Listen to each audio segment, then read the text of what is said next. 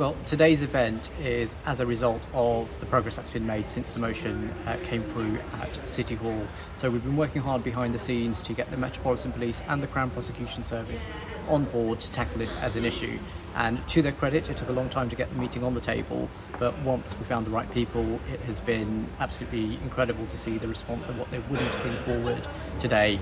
Today's event is about speaking to the communities to hear from them about their views and their experiences of Hinduphobia, but also for the police to take us on a journey on how they work to tackle hate crime in general. We want to make sure that the community is recording hate crimes properly in a way that the Metropolitan Police understand, and only then can they put the resources in to tackle the issues that communities are experiencing. What's concerning me about the data is the lack of reporting, and we know that hate crime is underreported.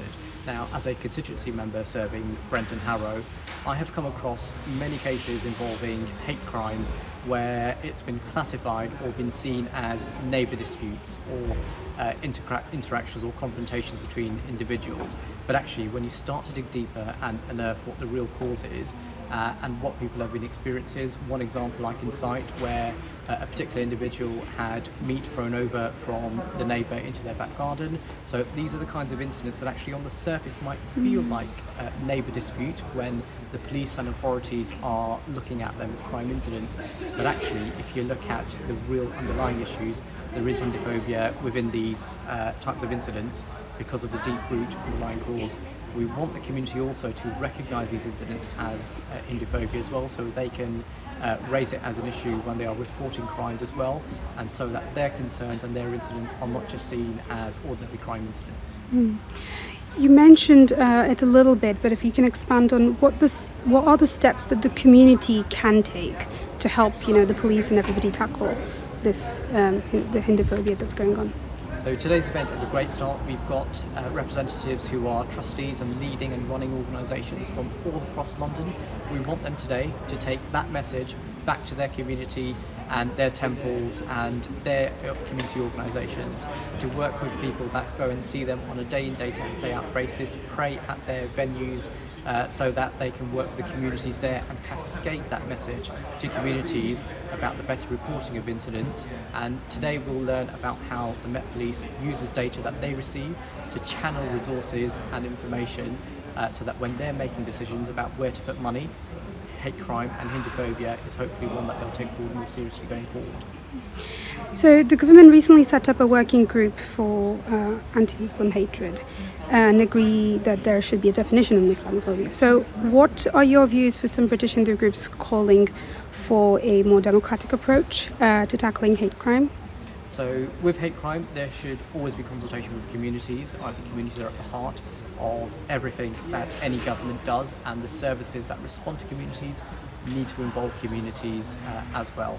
So I fully support there being consultation on these issues, because they will be able to identify how hate crime affects them and impacts them, and we want to make sure that that should be the case across all different faith communities, including the Hindu community as well. Yeah, it's a really good question. So where policing works really well is when we work closely with communities. So it's been a real focus as part of the new Met for London to deliver enhanced neighbourhood policing. So as well as my role as a hate crime lead for the Met, I also work in neighbourhood policing anyway, which I think they dovetail really well together. So I can consider hate crime from a real neighbourhood perspective. Just part of my leadership is to really make sure that we look at how neighbourhoods policing can really work on hate crime. So what we've done in terms of the new Met for London is every ward team in London has had a review. We've had enhanced resourcing put in there and enhanced leadership.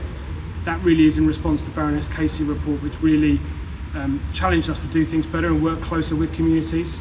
So I'm really hopeful that across London, on a neighbours policing perspective, people will really have felt a change in terms of engagement.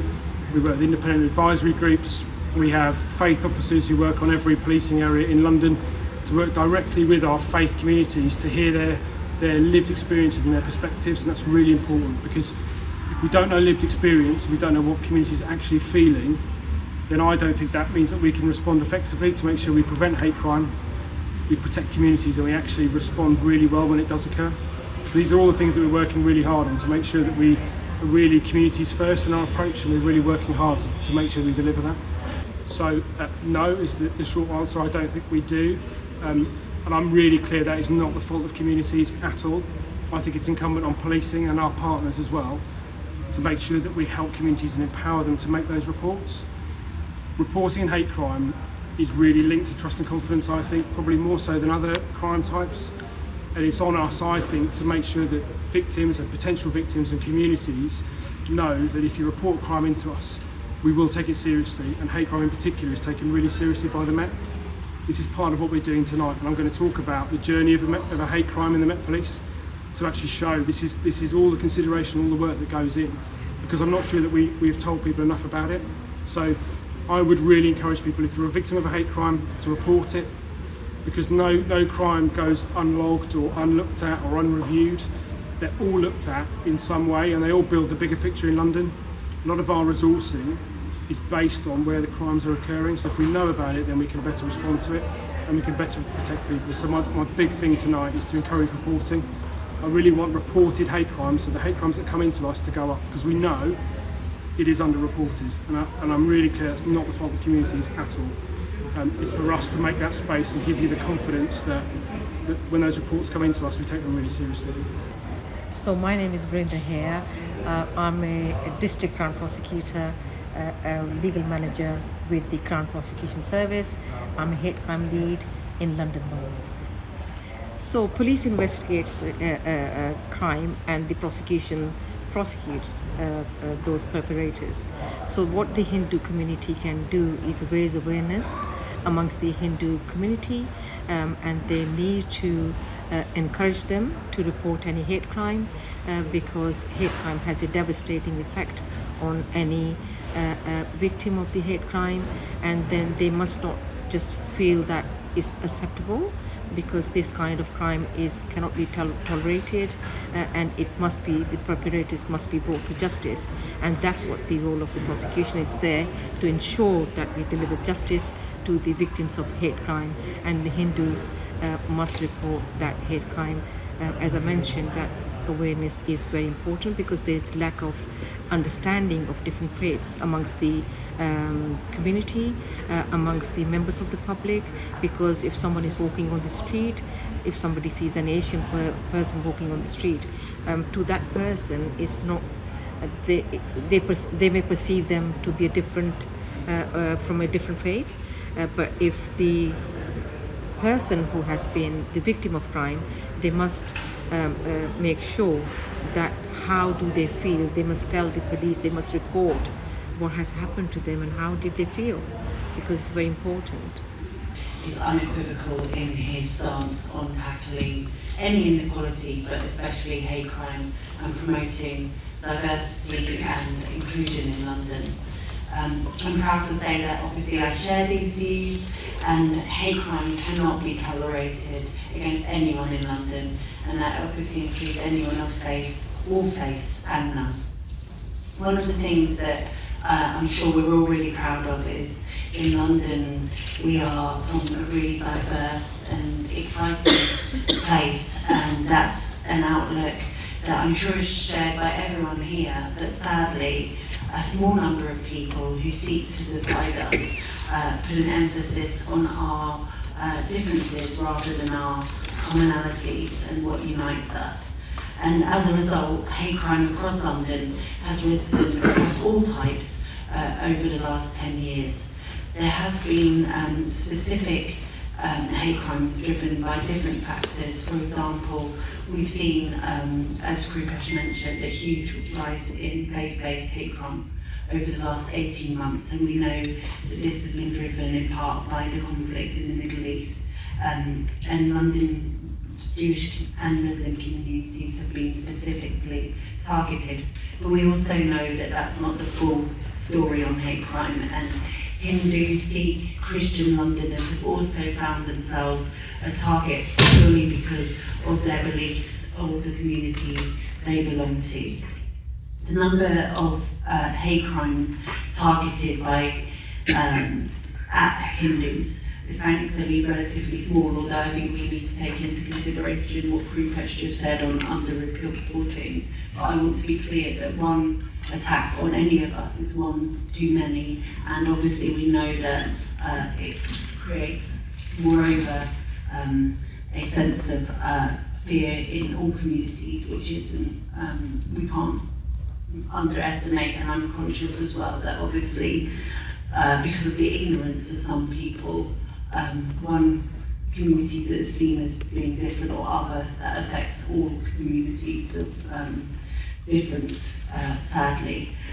So it's vital that we stand together shoulder to shoulder across all faiths and communities and make sure that we can all be safe in practicing our faiths, and no one is left feeling vulnerable or insecure. I think it's really important to understand the types of hate crime. Broadly through our work in the Mayor's Office of Police and Crime, we look at two types of hate crime. For lack of a better term, and I'm really conscious of my language here, what we would see as more lower level hate crimes, perhaps based on casual bigotry, the kind that Krupesh mentioned earlier, maybe based in a neighbour dispute, or more visible around major holidays, or like Diwali or Eid or Pride, that we see a spike in. However, I'm very conscious that these low-level activities can lead to a hate crime which is more ideological based, and I mention that because that's why it's so important that we tackle those low-level hate crimes and we're able to do those interventions at that level, so people don't go on to embody those beliefs, and we see more serious abuse or attacks or incitement of others into hatred. We know that historically it's been difficult for people to report hate crime, and we need to also be particularly, I think, sadly at the moment, conscious of the national and international events that affect us here in London, that are particularly driving hate crimes, and that's been sadly the case over the last 8 years when we've seen spikes in hate crimes around events like Brexit, the COVID pandemic, Black Lives Matters, and on the back of, sadly, terrorist attacks. It's obviously awful to see the appalling rate that we've seen, that especially in the last 18 months, reignited, especially on the back of the conflict with Israel and Gaza. I think it's really sad as well that hate crimes are mostly based on people's perception and absolutely not based in the reality of people's faiths, and that's sadly the case for Hindu Londoners as well as other religious groups.